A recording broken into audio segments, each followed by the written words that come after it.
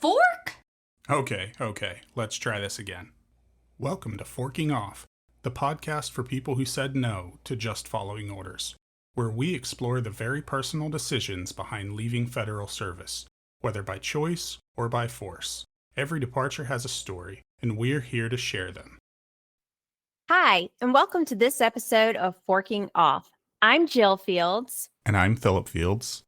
And today we have with us Patty Hartman. Hi, Patty. Thanks for joining us. Hi, Jill. Thanks so much for having me. So, Patty, why don't you give us your bottom line up front? I am a former supervisory public affairs specialist for the U.S. Attorney's Office in D.C. with a 17-plus year history with the Department of Justice. That's impressive. So you left the government this summer. What? I prefer to think of it as I was kicked out of the government over the That's summer. fair. That's fair. Left makes it sound like I was a willing, it was my decision. Yeah. Yeah, it was my decision, and it totally wasn't. It was totally not. Well, how did you come to government service? Because you said 17 years in the DOJ. I know you were with FBI for a while too. My background is as a member of the media. I started out in broadcast news in radio and then worked my way into television in Philadelphia. I spent a number of years working for the Fox affiliate, the NBC affiliate, the PBS affiliate, and one of the friends that I made along the way, one of my coworkers, he had been a reporter and he left that job to go to work for the U.S. Attorney's Office in Philadelphia as the spokesperson or public affairs specialist. And he called me one day and he said, I'm leaving and we're having a hard time finding somebody to fill the position. Would you be interested? At the time I was working per diem for NBC. So there's a lot of fluctuation in the schedule and everything. So a solid, steady schedule sounded like a good idea. Plus, I absolutely love the law. When I was in radio early in my career, I covered the courts, and it was the most fun I ever had because it was just so interesting to me. A lot of my friends tried to get me to go back to school to get my law degree. And I said, if I could learn just by sitting in the courtroom, I would be all for it. But, reading law books just sounds like blah. It can be. Yeah. I'm like an audio learner. But anyway, he called me and said, would you be interested? So I applied for that job. I got it. And that launched my government career. I love it. Yeah. So you were with the U.S. Attorney's Office. And then where did you go from there? So I spent a number of years at USAO EDPA and then got a promotion to the executive office for U.S. attorneys down in D.C. on the strategic communications staff. And that was a lot of fun. We did videos for U.S. attorneys' offices, and I served as a liaison to all of my counterparts in the other 93 U.S. attorneys' offices. And then I saw this job posting for the FBI, and I was like, I always wanted to work for the FBI. When I was in high school, I used to think I want to be a profiler. Ooh, right? Yeah. But my path went toward journalism instead. And so this was maybe this is my chance to make a lifelong dream come true. So I applied for the FBI job, got it. I spent a couple of years there in Newark, New Jersey. It was a great office, a great experience, still the best job I ever had in government. Sorry I ever left for a number of reasons. And then I jumped over to DEA for a minute at headquarters, but it was just really bad timing because it was COVID. And there was also a flux in the staffing and the management. And I spent 3 months just doing nothing. And I was just I feel like I'm ripping off the government. I need to do something. So I went back to my supervisor at FBI and said, did you fill my position yet? And he was like, no, why do you want to come back? I said, yeah. So I did. And then another colleague of mine called me from the DC U.S. Attorney's Office and said, hey, I'm retiring. Would you be interested in the job? They're going to let you build the team. They're going to make it a higher grade, and it's a lot to handle, but you'd be busy, which anybody who knows me knows I like to be busy. So I said yes, which was a fateful decision. It was a really hard decision for me to make too. I was literally crying over it for days, especially toward the end when I was getting ready to leave FBI. I still remember my last train ride up to Newark and just like trying not to sob on the train, knowing it was my last day. And I had a conversation with the special agent in charge there, Jim Dennehy, who was a great guy, liked working for him. This might upset some of my lawyer friends, but he said, what's making this decision so hard for you? And I said, I like working with agents a lot more than I like working with lawyers. And not that they aren't great, because I have some very dear friends who are in the law community and who I really love. But agents, I don't know, there's something magical about the FBI. Like from the day I got there, everybody was just so welcoming and they take you in, and it is like a family. And every time I would say, well, here's a couple of ideas. And it was like I was this genius. So I felt really appreciated more than any place else I'd ever worked. Yeah, we agree. It was a very good place. Yeah, which is why it's so hard to watch. It is. It What's is going hard. on now, especially all of the false information that's being pushed out from the top. And people who don't know any better are going to believe it because they don't have any frame of reference and they don't know the inside. And there's a reason that you don't know the inner workings. You have to protect the integrity in the investigation. It's so destructive. It is. And it's sad that that's where they are right now. But you moved to the DC U.S. Attorney's Office. When did you move there again? I started there in December of 2022. And tell us about that, what your work there was, and then tell us about the final straw, the final day where everything happened. When I started there, I was the only person. The idea was that I would build a team. They had someone set up to help me out because it is the largest U.S. Attorney's Office in the country. And it is unique in that it handles not only federal prosecutions, but also Superior Court. And then they had this little thing over here called Jan 6 that they were handling.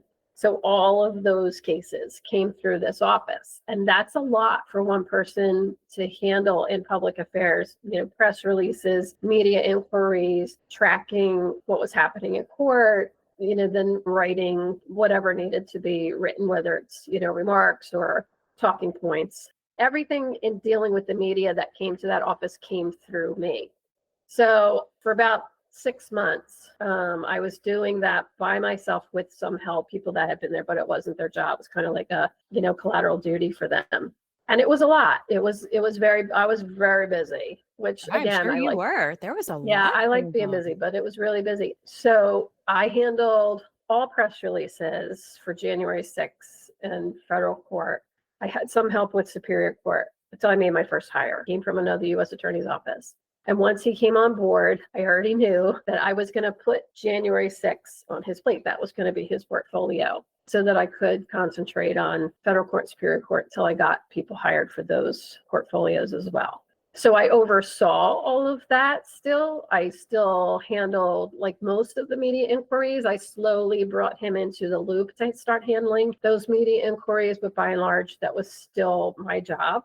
Things were just, busy. So fast forward a little bit, the election happens. There were a number of reporters who asked me after the election, are you going to stay? And I said, that's my plan. I'm not planning on going anywhere. I've been in government through multiple administrations. Doesn't matter to me who's in the White House because there's a separation. We're supposed to be separate, DOJ from the White House. I've served both parties. My job does not depend on who is in the White House. Typically, what happens when there's an election, because U.S. attorneys are political appointees or presidentially appointed, the person, if it's a change in administration, the person that's in the office will leave usually a couple days before the transition. And that's what happened. And then the next person in line, whether it's the first assistant U.S. attorney or in our case, the principal assistant U.S. attorney, they become the acting until someone is named. And usually that takes a couple of months, could take a year, could take longer. So she became the acting on a Friday. And on Sunday, I was getting a couple of phone calls from reporters saying, there's this new person coming into the office. I had not heard of this person, never heard the name, had not heard this rumor, reached out to the PALSA and told her, She was not aware of it. So Monday's the holiday. On that Tuesday, there's a new interim U.S. attorney, which is lightning fast. And it's somebody with no federal government experience and no experience as a prosecutor, which is highly unusual.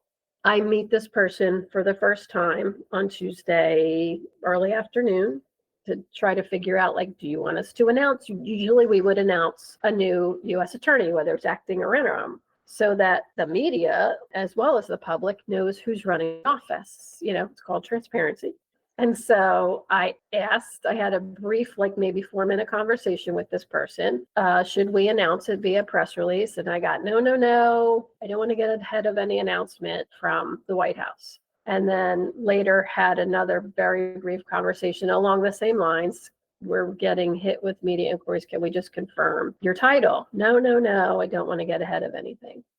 The next day, my duties changed drastically. And then, up until May 14th, my life was completely different in the office. I still supervised my team, but there was a limit to what I was allowed to do and what I was expected to do. And yet my male subordinate had other duties assigned to him that did not come from me. I was left out of a lot of what was happening. Like, I was not included. There was no chain of command where public affairs was concerned, but I rolled with the punches. Like, I'm there to do a job. This is just another roadblock that I have to get around. I'll provide guidance where I need to provide guidance. If that guidance is ignored, that's higher up the chain than me. So all I can do is tell you what the rules are. It's up to you to follow them. So I continued that. And then May 14th, everything changed because there was a new U.S. attorney brought in. And she was completely different in a lot of ways. She had experience as a prosecutor. She ran an office. She knew what she was doing. She was eager to step in and start to engage with the office and engage with the cases and find the places to highlight the office's work. That was a nice surprise. And things started to get a little brighter where my situation was concerned, at least. But I think as a whole, there was somewhat of a morale shift at that point, because everybody was kind of like, well, let's see what's coming. Because by that point, that line that I talked about before, that line between White House and DOJ had been obliterated. And that had happened pretty early in 2025. It was clear that it didn't matter, that there should be a separation. There was not going to be. And I don't think people understand how important that separation is. If you have a politician telling you who to charge, which is what's happening, there is no integrity in the system. That's not real justice. You can't prosecute people based on whether or not you like them. Exactly. And even earlier in the process, you can't have a politician telling you who to investigate in the first place, long before charges are considered. Yep. There's been a lot of that. And coming from people who don't know how the system works, like, people don't understand. And, there are stories out there that have already been published about some of the other things that have been happening in the office. While I was still there, the criminal division chief was forced to resign because she wouldn't compromise her ethics and she wouldn't do something that you couldn't do because that's not the way the system works. But the person that was directing her to do it, again, did not know how the system worked, did not really care how the system worked. There was a goal there and it didn't matter what the cost. Mm-hmm. They were going to do what they wanted to do.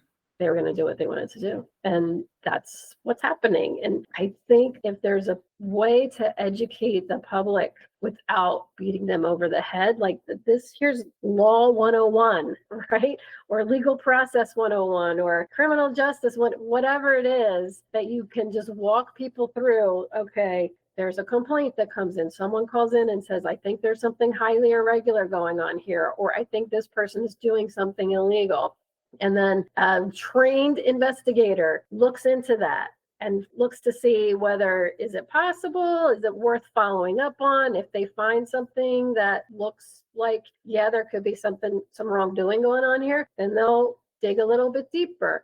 And we don't even get to the point of things like search warrants and wiretaps and, social, or looking at people's social media until we're way down the road. And we've already established that there's definitely something amiss. There's something going on. Yes. Yeah, by that point, we've almost got enough evidence to secure a prosecution even without that. Like, we're doing the search warrants and everything just to really make sure it's 100% for the conviction. Yeah, it's hard. People are like, oh, but I don't want to click like on something, or I don't want to do this online. And I'm like, do you know the process that has to be gone through for us to even get to that? Like, it's not just a willy-nilly, hey, we look at everyone. There's a whole big thing behind the curtain of what has to, or what's supposed to be done. Yeah. And so for the director of the FBI to fire an agent because, oh, he was looking at people's emails that he shouldn't have been looking at. Well, he had probably a pretty good reason to do that by that point. Like, unless he's some rogue agent, which today, I don't think there are many of them. Is it possible? Of course it's possible. But right now, as we stand here, the Bureau is still built on the backs of people who have integrity and people who were doing the job the way it should be done. I have very little hope that that's going to continue. There's definitely an effort to change that, to make it easier for people to come into the premier law enforcement agency who don't deserve to be there. I'm going to go off on a little bit of a tangent, but I have a very dear friend who is she's retired. And every time I see someone post something about women in law enforcement, how they don't belong there, it infuriates me. And I always think of her. She went through the academy, maybe 2/3 of the way through. She had a fall and she broke her wrist. And they told her she was going to have to leave. And she said, no, sir, I can continue. And she finished the academy with a broken wrist, which included the shooting portion. She's got a broken wrist and she's shooting. And she finished second with the shotgun. All right. Nice. So nice. She is a tough cookie. Yes. And if you want to say women don't belong in law enforcement, say that to her because she's amazing. And there are so many other female agents like her. But I digress. Yeah. I got off on a tangent. So May 14th, there's a change in the office. Things are slightly better. And I'm, getting looped in on things and I'm a lot more active and having more discussions, more FaceTime and, having more of my traditional role back. And then July 7th is a Monday. I go into the office. We have our usual executive staff meeting. Everything's normal. I'm engaging with, the head of the office and other people in the room. And then immediately after that, my team met for the first time with the new director for external affairs, who had been there for about a week. Came from Fox News, not a surprise, neither here nor there. Was a really nice guy. We sat down and chatted with him. There was an open discussion. Here's what the interim U.S. attorney wants to do. Here are some of our suggestions. There was give and take. Okay, I'll go back and talk with her. And it was a productive meeting. And I left that meeting feeling really good about where things were going and how I was going to work with this person and where the office was headed. That meeting ended around 11:30. Around 3:50, I was working on a press release for an appearance that the interim U.S. attorney was going to make the next day, and my computer shut down. It was kind of weird, but happens. Sometimes like your computer feels the need to reboot or there's like an update and you didn't see the notice. So I just try to log back in and I'm getting a message that says this card is not valid. So I try again and I get the same message. So I pick up the phone to call the help desk. And I sense someone's over in my doorway. So I turn and I look and it's the head of the investigative unit within the office. Very nice guy. I've been working with him for, a couple of years. And I said, hey, are you looking for me? Because it's kind of unusual for him to come to my office. And he said, yeah, I need to see you. And I said, okay, come on in. I put the phone down. He closes the door and I'm thinking, oh, I wonder who we're investigating now. Something big's coming because he's coming to my office and he's closing the door. And he hands me a piece of paper. And at the top, it says notice of termination. And at the bottom, it's signed by Pam Bondi. And in the middle is like maybe 3 sentences, one of which says, pursuant to Article 2 of the Constitution, your federal employment is hereby immediately terminated. And I stood there I had it on my desk and I was standing behind my desk and I'm just staring at it and reading it. And I said, okay, what do I do now? And he said, I was told to wait for a signature. And I said, what happens if I don't sign it? And he said, well, what are they going to do? And I said, yeah, I don't think I'm going to sign it. And he said, I was also told to wait for you to clear things out. But I know you, do you need a couple minutes? And I said, nope, I got to catch a train. And I was leaving in half an hour anyway to try to catch my train. And I always worked on the train to and from the office anyway. So my days would start at God, I can't even remember now. I would get on the 7:20 train or 7:30 train, log in, and I would work until I got home on the train, pulled in at 6:30. So 11-hour day easily, sometimes 12 if my phone kept ringing. And so I told my team, asked them for bags because I had taken all of my bags home thinking that things were going to be okay. I had started bringing my shoes back. So I had a lot of stuff all of a sudden to take home and just my little backpack. So they all brought me bags and I piled all my stuff in, said goodbye. We did group hug. They were in shock. I was, I guess, in shock. I mean, can't say that. I had actually been waiting for this day from that day in January when things drastically changed.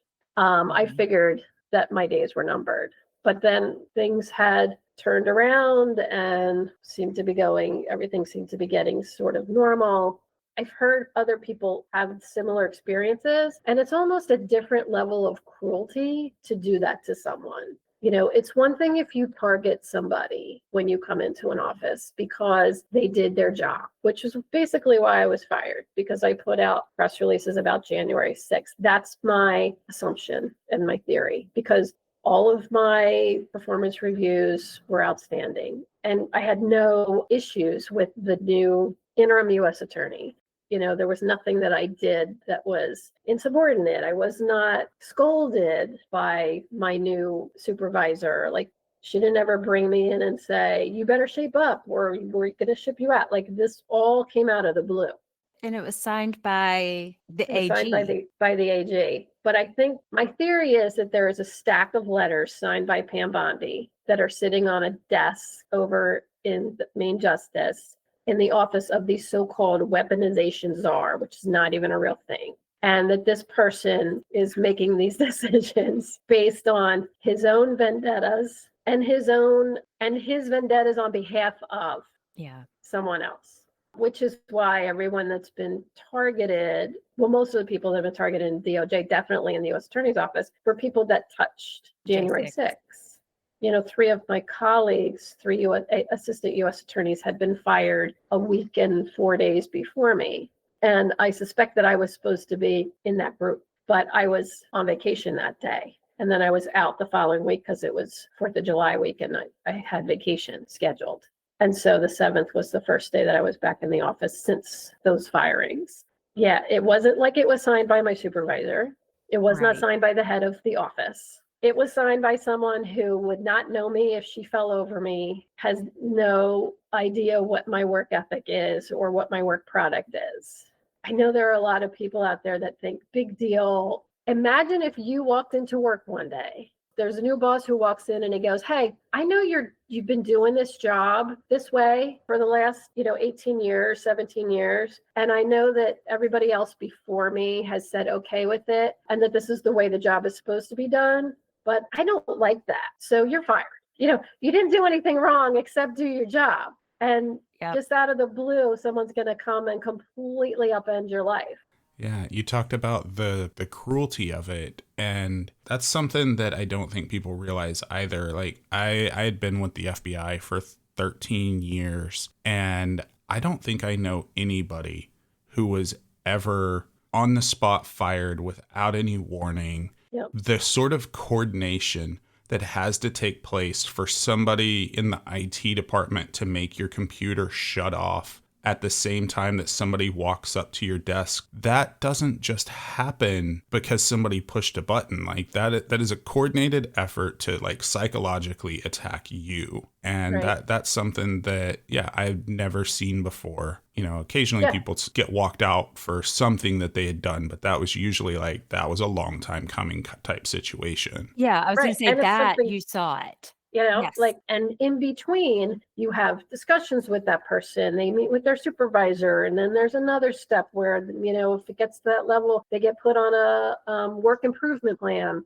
There are all these different steps. And the whole reason that it's so difficult, because people say, oh, those lazy federal workers, or federal workers just get in there and then they're set for life. No, you're not set for life. You're still evaluated on your work performance. And the whole reason that civil service was created was to keep politics out of government agencies, so that what's happening right now would not happen. You would not have a politician influencing the people that are targeted. People are being targeted based on things they say or things they do. I mean, we are really on the verge of becoming Russia right now. And that sounds like hyperbole, but sadly, you have to look at it like through the lens of reality in order to understand just how true it is. Yeah, that's not hyperbole at all. We're very close. Yeah, if you step back and look at it as not an insider, as not an American, and look at it from an outside perspective, history has shown these are the steps that are taken to put you at a point where you become a Russia, a communist nation, a dictatorship. Those are the steps that are taken. So, Patty, what have you been doing since July? I know you spoke with CBS and shared your story, which thank you for sharing story. Thank you for sharing with us. But what have you been doing since then? I've been trying to keep my anger in. Kidding. With the FBI coming after me because I'm angry. Oh, no. Obviously I'm looking for work. I'm still searching for work. And I'm kicking around different things that I might be able to do. And then a lot of cleaning, reorganizing my house. I am volunteering for the National Active Retired Federal Employees Organization, NARF, which helps. Yeah, it helps, people that are still, if you're an employee, you're still working, they can supply you with all kinds of information and advice. And they were extremely helpful to me in the days after my termination, because I needed to get information and I didn't know or think my HR department would be allowed to talk to me. So I reached out to them. I had joined NARF like earlier in the year. Just a little plug for them. Like, it's less than $50 a year, and it's so totally worth it because they are magazines and all kind of other things. So I encourage anybody that's either in federal service now or was to just look them up. Even just looking at their website could be helpful. You can find information there. I've gotten one of my dogs certified with me so that we could be a therapy team. So we're going to start doing some therapy visits. We lost one dog in August. And so she and I needed to have like a purpose. So this is going to be our new purpose together. So I'm just trying to fill my time, basically. Volunteer opportunities while I still look for work,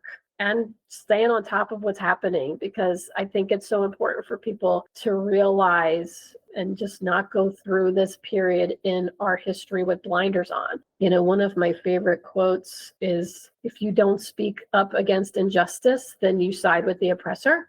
I think that people don't understand that concept. I know I have friends that have lost their job that think that either their story isn't important enough or there's just no point to telling it. And I disagree. I respectfully disagree with that, because I think the more people, the bigger our chorus of voices, maybe we can start to turn the tide. I don't know. And we agree with you on that. Yeah, we spoke with somebody recently who said something along the same lines. They felt like they weren't special because there were so many other people with the same story. And it was like, no, that's exactly why it's important, is because otherwise people don't realize how many there are. Right.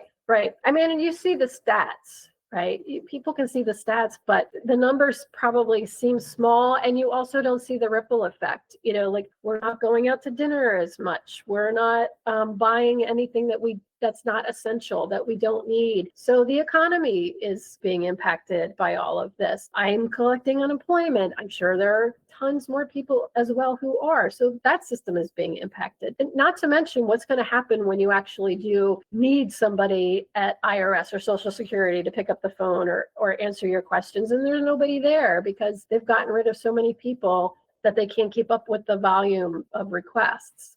So I'm not an expert on labor and trends in labor. I can't say that the government didn't need to be trimmed down, but what's happening right now is not a trimming down of the government. It's just blatant cruelty, and it's basically you're willfully blind if you don't think that this is wrong.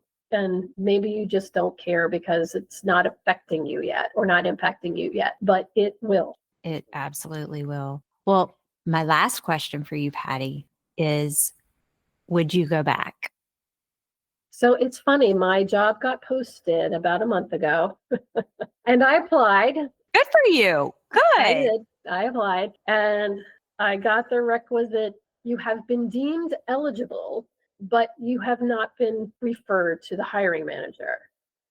So I'm not sure what goes into that decision about how it gets referred, but it wasn't referred. And I will say, I don't know that I want to be there right now. We keep watching in my household, we keep watching what's happening and saying it would just be a matter of time before I was asked to do something unethical in all likelihood. And then I would have had to make a choice. I don't like that the choice was made for me. When somebody is on a career path and they're going every day to work and doing their best, and they're dedicating, even off hours to their job, to the point where they're alienating their families. And it's not just for a paycheck, it's for the greater good. And they have a plan in mind, right? I'm going to work till I'm this age. I'm going to do my very best until I hit that. And then I should be okay. Then my future looks like it's good. It looks like I'll be able to retire and do whatever I want and be happy. And then someone comes in and goes, nope, it just completely takes a shotgun to your plan. That's not right. And I know I've been saying that over and over again, but I don't know how to make people understand that just willy-nilly upending someone's whole life, their livelihood, and the way they're living without any reason, without any legitimate reason, is just inhumane. So would I go back? I am a dedicated public servant. I consider my years working as a member of the media public service as well, because the media provides a very important public service. I'm sickened by what I see happening to media organizations and the targeting that's going on there, because it's unjustified and it's un-American. We need to have a free press. I would love to finish my career with DOJ as I intended, but not at the risk of my soul. And so that's not a yes or no answer. It's just if I could go back without it sucking my soul and my heart out, I absolutely would. I think that's the perfect answer. I was going to say, I agree. I agree. Well, Patty, is there anything else you'd like to add before we sign off? There is one other small point I wanted to make that I can think of right now, and that is the narrative that's out there about not paying furloughed workers. And again, I think what the public doesn't understand is these people are not on vacation. In a lot of cases, they're still at work. They've been labeled essential so that they could keep going into work and doing the job because someone wants them there. You can't not pay them. That's illegal. Yeah. So let's just do away with that. And you should be calling your congressperson. Everybody should be calling their congresspeople anyway. That's the chorus of voices that we need, is people calling members of Congress and saying, make it stop. Get down and get to work. Put people back to work, get government up and running again, and start caring about the American people for a change. Because the American people are the victims right now. American people are the victims. Right. And on my LinkedIn page, I've been advocating for every fired federal employee to run, because I think it's time that we need to wipe the slate clean. And we need people to come into those positions and fill those seats that actually want to have a meeting of the minds, that actually want to compromise, that actually want to see the other side, have an intelligent discussion, and do what's best for the country. So I'm announcing my candidacy. We're behind you. I've thought about it. I want to start my own party. It's called the Fed Up or FU Party. Oh, great. You should meet up with our friend Jordan. Yes.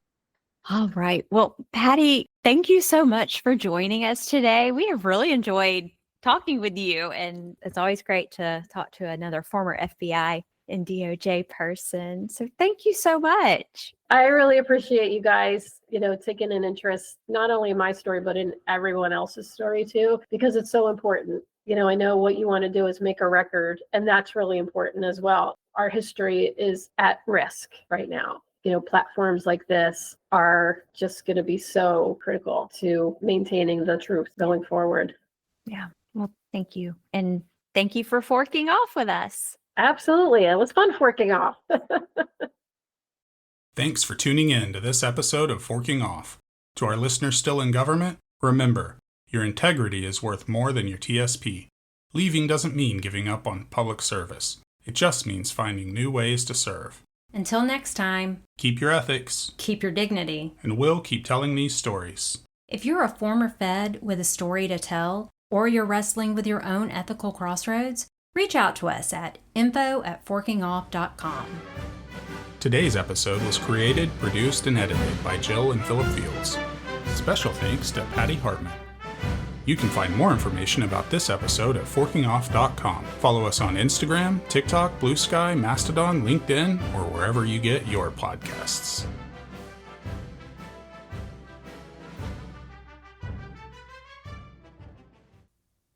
Join us Monday, November 3rd. As we talk with former FBI Supervisory Intelligence Analyst Christina Massesson. You hear ping, ping, ping, ping, like phones binging, zinging all over and that somebody eventually like raises their hand, looks at the phone, and they go, Director Comey was just fired. I mean, this sounds really dramatic, but it felt like someone died. Like I just happened to be standing in his exit path, and as he's walking by, he says loud enough, but like under his breath, I never liked the guy anyways. There were small things that you slowly started to notice right around 45's entry, that rules were being changed. We are not recognizing the advice of the 9/11 Commission. We as a intel community had worked really hard to fight for a seat at the table. I slowly started to notice that our seat at the table was being taken away. The biggest advice that I could give to anybody is don't be afraid to ask for help, because that's what I didn't do. I didn't ask for help. And more than ever right now, people around you are going to be panicking. Right now, your team, your staff is going to look at you to see if you're panicking. And you can't panic, because if you panic, then they lose focus on the mission. And when I have to hide that I don't believe what I'm saying, maybe now it's time for me to take the step and leave.